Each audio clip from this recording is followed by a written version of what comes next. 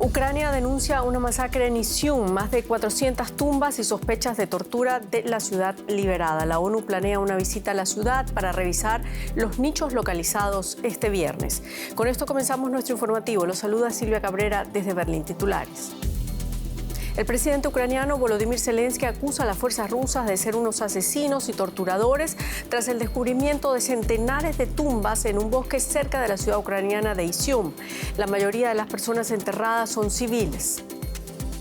Sectores políticos y sociales reaccionan al anuncio del presidente salvadoreño Nayib Bukele de buscar la reelección en las elecciones del 2024. La Constitución de El Salvador prohíbe la reelección, pero una resolución del 2021 podría abrirle la puerta a Bukele. Colas kilométricas para despedir a la reina Isabel II, tanto que tuvieron que ser interrumpidas hasta el sábado al mediodía. El ataúd permanecerá en Westminster Hall hasta el lunes, cuando se celebre el funeral de Estado.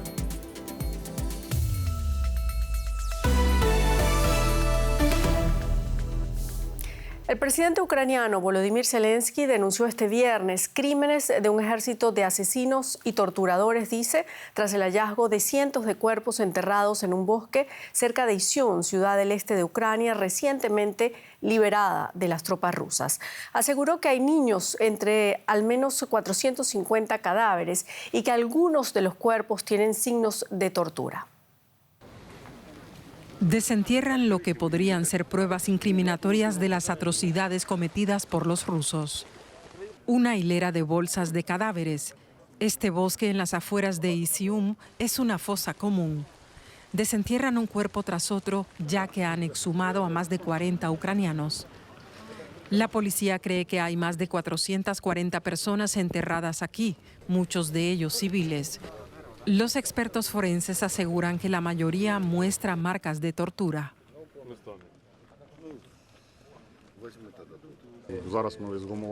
Exhumamos la primera tumba y encontramos un cuerpo. Había una cuerda alrededor del cuello y lesiones en sus extremidades. Son claros indicios de tortura. Según la policía, los enterradores de los cuerpos llevan un registro con los nombres de los muertos que conocían. Para ayudar a identificar sus restos, han inscrito sus nombres en cruces de madera.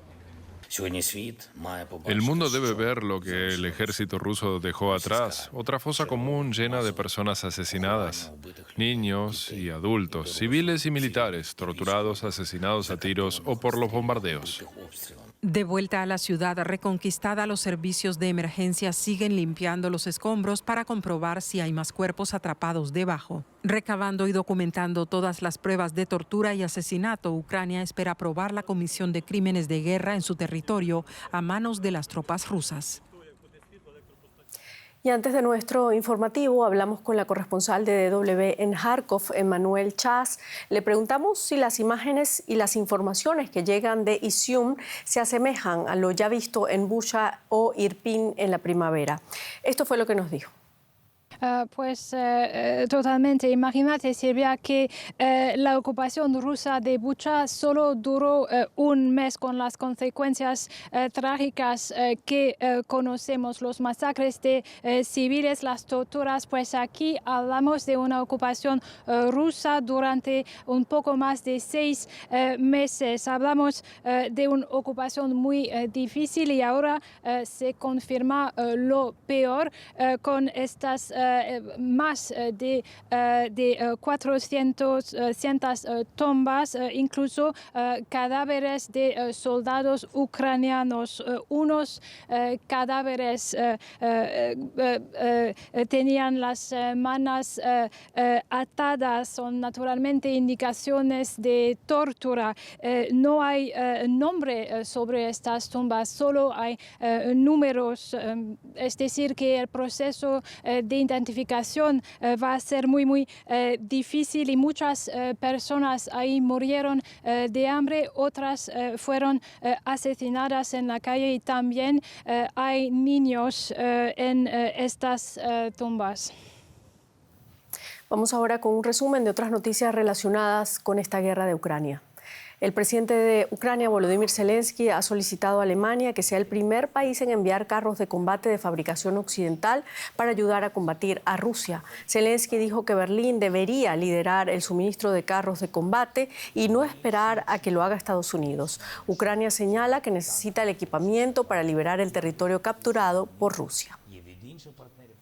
Y el presidente ruso, Vladimir Putin, asegura no haber decidido aún si asistirá personalmente a la cumbre del G20, que se celebrará en Indonesia en noviembre. Sí afirmó que Rusia estaría representada en la reunión. Putin también habló de la invasión de Ucrania en una cumbre regional de Uzbekistán, diciendo que no tiene prisa por terminar la campaña militar de Rusia. Y la presidenta de la Cámara de Representantes de Estados Unidos, Nancy Pelosi, se encuentra en Berlín para participar en actividades del G7. En la capital alemana afirmó que Ucrania debe derrotar a Rusia y que Moscú deberá asumir responsabilidades. Pelosi también informó de sus planes de visitar Alemania, en donde han estallado nuevos combates con la vecina Azerbaiyán. Armenia, por supuesto. Vamos ahora con Juliana González. Juliana. Hola Silvia, nosotros vamos a seguir aquí en Alemania, pero lo vamos a hablar desde la nota económica, y es que Alemania tomó el control de la filial germana del gigante petrolero ruso Rosneft este viernes. Se trata de 3 de las refinerías más importantes del país, entre ellas la de la ciudad oriental de Schwedt, que surte el 90% de la gasolina de la ciudad de Berlín. El gobierno alemán asegura que una de las razones que le ha llevado a tomar bajo su tutela urgente dichas refinerías es la creciente preocupación de bancos, aseguradoras y proveedoras ante un eventual embargo al petróleo. El ejecutivo germano se compromete además a encontrar fuentes de petróleo alternativas al hidrocarburo ruso para procesar en estas plantas de refinado. El canciller alemán Olaf Scholz anunció la adquisición, argumentando que era importante asegurar el futuro energético de Alemania. Escuchemos. Con la decisión de hoy nos aseguramos de que Alemania siga abasteciéndose de crudo a medio y largo plazo, y esto se debe en gran parte a la refinería PSK Schwedt. No hemos tomado esta decisión a la ligera, pero era algo inevitable. Lo importante es que la planta en Schwedt quedará protegida con esta decisión. Y por su parte, Rosneft ha dicho que está dispuesta a discutir el nuevo contrato de su filial con la fiduciaria, siempre que se garanticen los pagos por los suministros de petróleo. Sin embargo, no descarta llevar el caso a los estrados judiciales, argumentando que la transferencia de activos a una administración fiduciaria es ilegal. Y mientras los precios del gas en la Unión Europea se disparan, Alemania confía en uno de los vecinos del norte, específicamente de Noruega, que encabeza la lista de exportadores de gas y petróleo al continente, ahora que el suministro ruso se encuentra en un mínimo histórico. Sin embargo, Noruega debe lidiar con su propia crisis. Esta enorme presa es parte de la mayor central hidroeléctrica del norte de Europa. El embalse de Blasio tiene capacidad suficiente para suministrar energía a la cercana ciudad de Stavanger durante 4 años. Sin embargo, hacía 2 décadas que no presentaba un nivel tan bajo, como confirma el director del complejo. Se debe principalmente a que el año pasado fue muy seco, como también lo fue el pasado invierno. Y este es el resultado. Noruega es el principal productor de gas y petróleo en el oeste de Europa. En 2021, sus exportaciones en el sector alcanzaron los 80.000 millones de euros, con una producción en aumento. Sin embargo, para su consumo interno, Noruega emplea fuentes renovables de energía. El 90% de su electricidad es de origen hidroeléctrico. Históricamente venimos de un escenario en el que teníamos un exceso de producción, con lo que disfrutábamos de energía más que suficiente gracias a nuestros recursos hidroeléctricos. Ahora la situación está cambiando al tiempo que nuestro consumo eléctrico aumenta. Por eso suponemos que dentro de unos años ya no dispondremos de ese exceso de producción.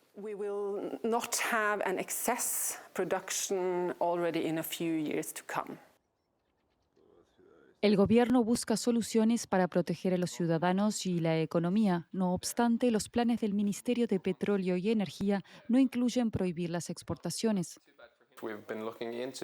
Estamos considerando reducir la producción de las centrales hidroeléctricas a corto plazo y ahorrar así agua para el largo invierno noruego. Obviamente, a corto plazo, ese recorte de producción causará un incremento de los precios del combustible noruego, lo que implicará una limitación de las exportaciones, pero será solo un efecto indirecto.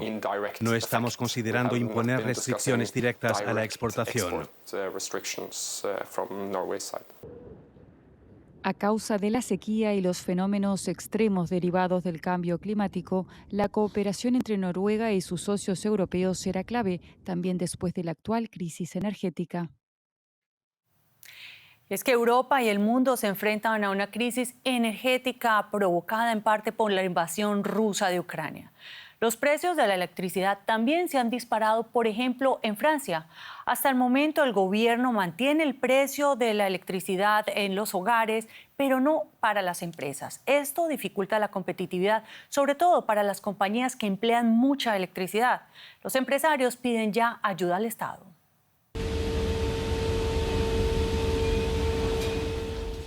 Desde hace más de 150 años, la empresa Dechaumont fabrica productos metálicos como tapas de alcantarilla.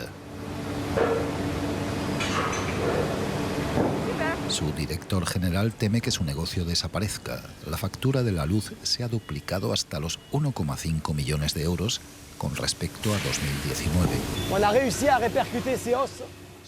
De momento hemos facturado a nuestros clientes el incremento de los costes de la electricidad y las materias primas. Nuestros precios han subido un 20%, pero el año que viene tendremos que sumar otro 40% para compensar el alza de las tarifas eléctricas, y eso podría resultar devastador.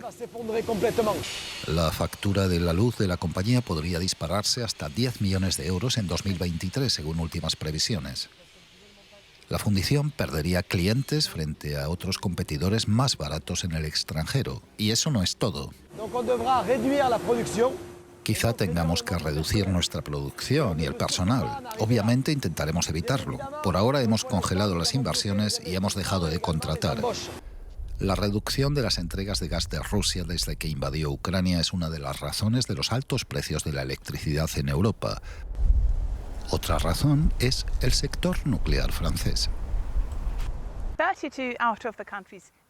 32 de los 56 reactores nucleares han estado parados desde hace meses por obras de mantenimiento programadas o especiales. Las centrales nucleares francesas abastecen alrededor del 70% de la electricidad del país. Por eso Francia, que suele ser el mayor exportador de energía de Europa, ahora tiene que importarla.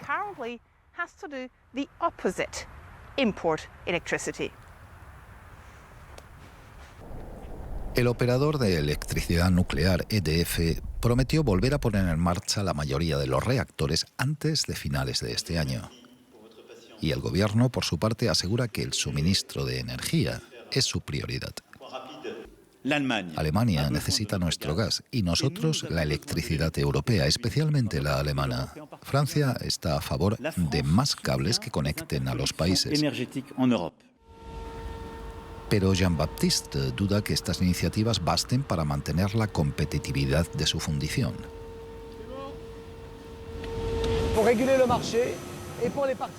Necesitamos que el gobierno imponga un precio fijo de la electricidad, no solo para los hogares, sino también para las empresas. Es la única forma de planear el 2023, calcular el presupuesto y hacer ofertas comerciales. Lo ideal sería que ese precio se mantenga fijo unos 2 o 3 años. Jean-Baptiste está dispuesto a no dejarse vencer y a asegurarse de que su empresa funcione más allá de la 7ª generación. Bueno, Silvia, dejamos así el mundo energético para adentrarnos en historias políticas de El Salvador, ¿no? Así es, nos vamos directamente nosotros a El Salvador porque el presidente Nayib Bukele anunció este jueves que se inscribirá como candidato a la presidencia en el 2024. Una decisión polémica para muchos críticos de Bukele dentro y fuera del país centroamericano porque este anuncio renueva los temores de autoritarismo sobre un presidente que, según sus opositores, quiere mantenerse en el poder de manera ilegítima. Es por eso que luego de conversarlo con mi esposa Gabriela y con mi familia, Anuncio al pueblo salvadoreño que he decidido correr como candidato a la presidencia de la República.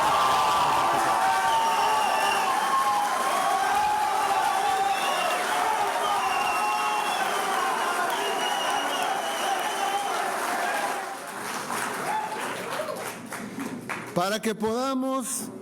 Gracias, muchas gracias. Para que podamos continuar este camino que hemos iniciado. El camino que por primera vez en nuestra historia ha demostrado ser el correcto. Con estas palabras, Nayib Bukele anunció al pueblo salvadoreño que se presentará a la reelección en los comicios de 2024.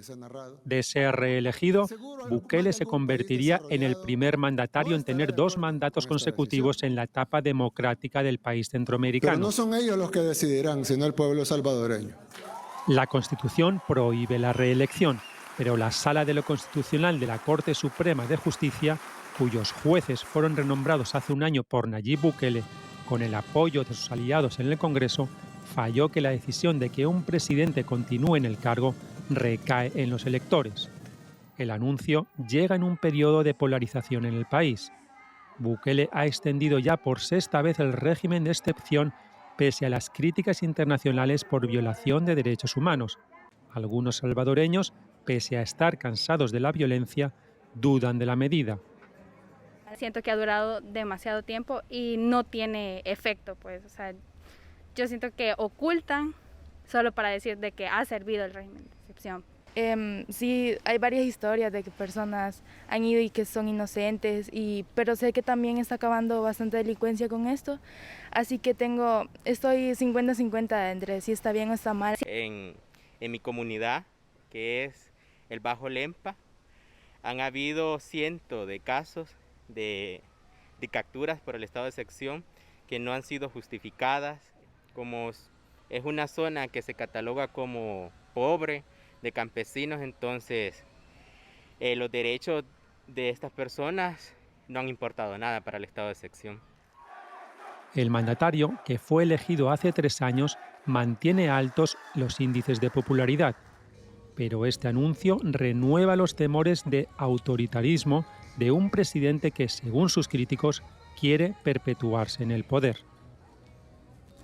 Y ampliamos ahora esta información con Eduardo Escobar, director de Acción Ciudadana en San Salvador. Gracias por atender nuestra invitación. Señor Escobar, varios analistas del país señalan que la reelección inmediata está prohibida por la Constitución. Sin embargo, la Sala de lo Constitucional de la Corte Suprema de Justicia emitió el año pasado una resolución que autorizaba la reelección inmediata. ¿Qué opina usted y qué dicen exactamente las leyes del país?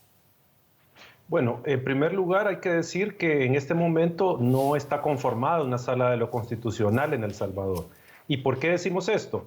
Porque la destitución de los magistrados legítimos se dio de forma inconstitucional. Eso fue un golpe de Estado al órgano judicial que se dio el 1 de mayo del año pasado. Y a los abogados que han puesto en su lugar no fueron nombrados en legal forma. Aparte que ya tenían este vicio de origen que era la destitución ilegal de los anteriores magistrados. Entonces, ante eso, si no hay Sala de lo Constitucional, si estos abogados no son magistrados, no pueden emitir una resolución de este tipo. Y lo que ellos emitieron puede llamarse de cualquier manera menos un mandato judicial. Entonces, ese documento carece de valor legal para obligar a la reelección o para habilitarla. El presidente Bukele es acusado de tomar medidas radicales que afectan los derechos fundamentales de los habitantes de El Salvador. ¿Hacia dónde cree usted que realmente se encamina el país? Yo lo comparo, la situación actual y lo que se viene, con el caso de Nicaragua o Venezuela.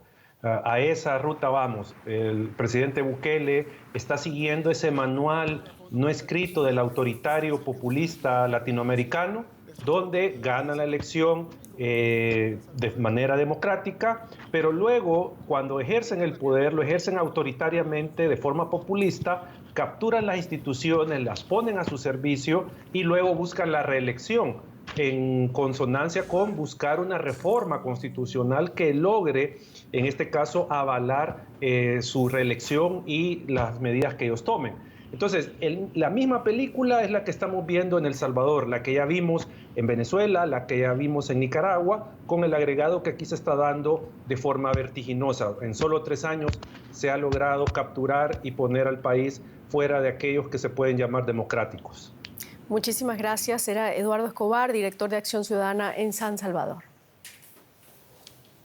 Y nos vamos ahora a Ecuador. Durante décadas, toneladas de basura, excrementos y metales pesados han caído a las aguas del delta del río Guayas, que recorren de norte a sur el principal puerto de Ecuador de 2,8 millones de habitantes. Ahora, un proyecto pionero busca limpiar el manglar.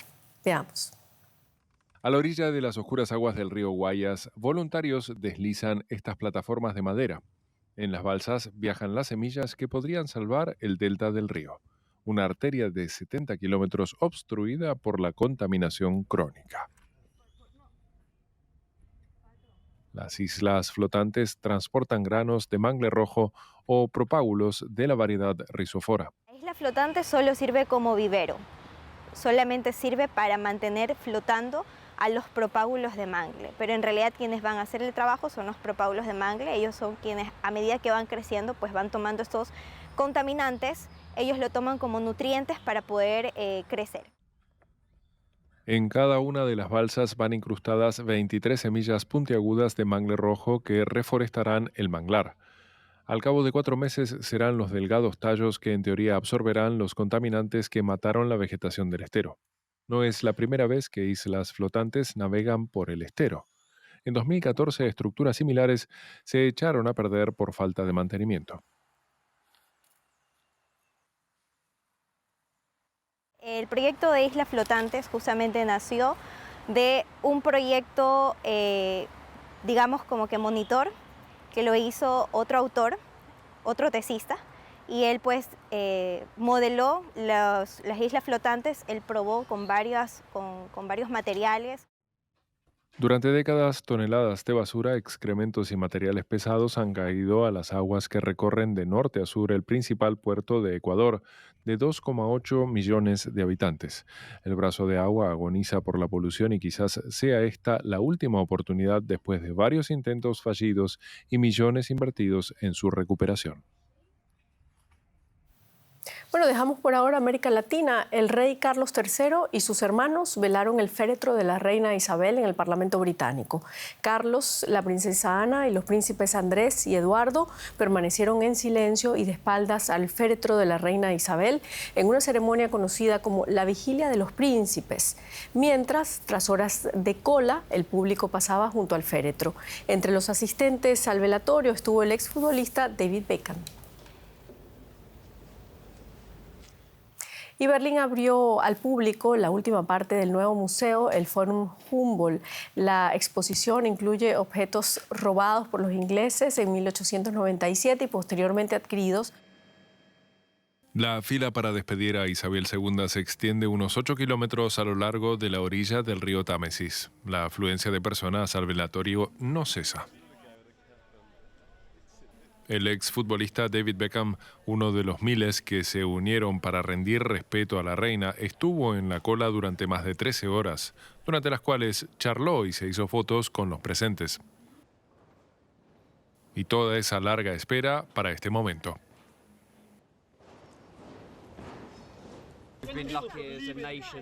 Hemos tenido la suerte como nación de tener a alguien que nos guió como lo hizo Su Majestad durante mucho tiempo, con amabilidad, cuidado y firmeza. Ante la incesante afluencia de público, las visitas tuvieron que ser interrumpidas temporalmente. Hay cola para entrar en la cola, pero somos duros, no nos preocupa, queremos presentar nuestros respetos. La cola avanza bien, todo el mundo ha estado de muy buen humor, con un espíritu alegre. Según las autoridades, algunos podrían llegar a hacer cola durante más de 24 horas antes de entrar en Westminster Hall. Para los que finalmente lo logran, es un momento sombrío. Pero podrán despedirse de su reina. No puedo expresar lo que siento. Fue muy emotivo. Se espera que unas 750.000 personas hayan visto el féretro antes del lunes por la mañana.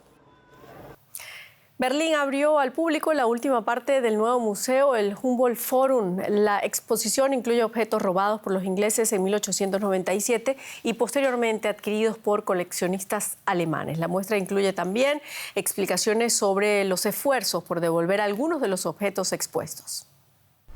El Foro Humboldt abre finalmente sus puertas. Llevó 2 décadas y algo menos de 700 millones de euros, pero ahora con la apertura del ala este se podrá disfrutar en su totalidad. Fue blanco de muchos debates controvertidos, algo que su director agradece.